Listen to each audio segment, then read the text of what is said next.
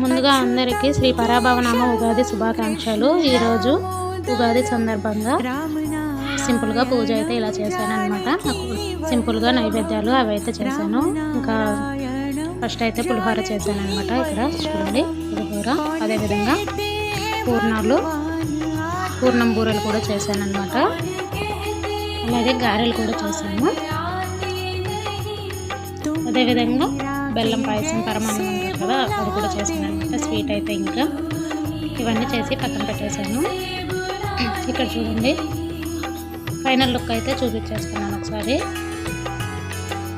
ఈ విధంగా ఇంటి ముందు ముగ్గు అయితే పెట్టుకున్నాను సింపుల్గా। ఇక్కడ ప్లేస్ అయితే ఇదే ఉంది కాబట్టి ఇంకా సింపుల్గా సరిపడా ముగ్గు అయితే పెట్టాను।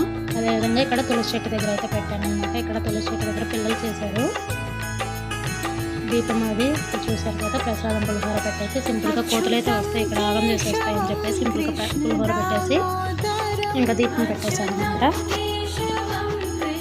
ఇక్కడ పూజ విషయానికి వస్తే ఇంకా ఫైనల్గా పూజ అయితే కంప్లీట్ అయిపోయింది చూసారు కదా। ఈ విధంగా ఇంకా బంతి పూలతో మాలలు పెట్టేసి మన చెట్టుకి కాసిన మందార పూలు అయితే పెట్టేశాను చూసారు కదా। పింక్ మందార, అదేవిధంగా రెడ్ అయితే ఒకటే పూసింది, ఇంకా అవి కూడా పెట్టేశాను।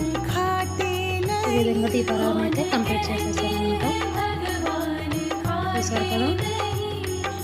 ఉగాది పచ్చడి, పులిహోర, పూర్ణాలు, బెల్లం పరమాన్నం, పాయసం, గారెలు ఇవైతే చేసి పెట్టేశాను అనమాట 5 రకాలుగా సింపుల్గా। పూజ గది చిన్నది కాబట్టి ఇంకా సరిపడా చేసి పెట్టాను అనమాట అక్కడ। ఈ విధంగా అలంకరించుకున్నాను చూసారు కదా। Happy Ugadi all friends. Please like, share, subscribe.